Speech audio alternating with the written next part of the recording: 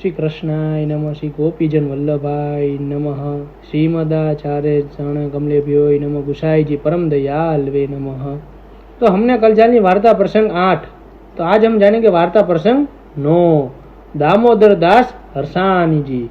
और प्रथम आचार्य जी महाप्रभु दामोदर दासो कहियो, जो यह मार्ग तेरे लिए प्रकट कियो है, जो जहाँ लगी सी आचार्य जी के मार्ग की स्थिति है तहाँ ताई दामोदर दास की भी मार्ग में स्थिति गोप्य है।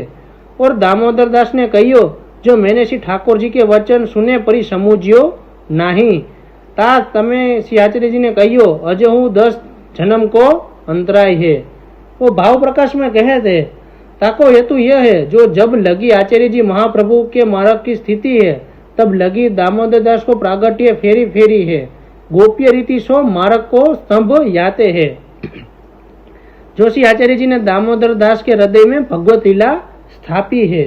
सो संपूर्ण सृष्टि के उद्धार के निमित्त दामोदर दास के जन्म 10 मार्ग की स्थिति है। जैसे वल्लभ कुल को प्रागट्य है, तैसे ही भक्ति दृढ़ करने के लिए दामोदर दास को अनेक वैष्णव में प्रागट्य है। वल्लभा देश की जय, गोवर्धन नाथ की जय, श्याम सुंदर जी यमुने महारानी की जय।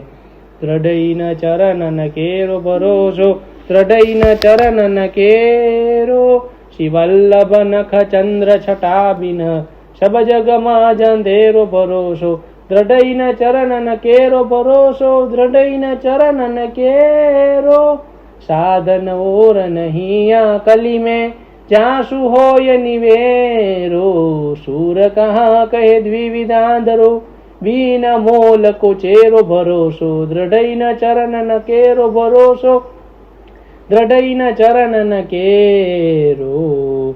वल्लभाधीश की जय, 84 वैष्णवों की जय, 252 वैष्णवों की जय, श्याम सुंदर सी यमुने महारानी की जय, भक्त शिरोमणि दामोदर दास हरसानी की जय, गिरिराज धरण की जय।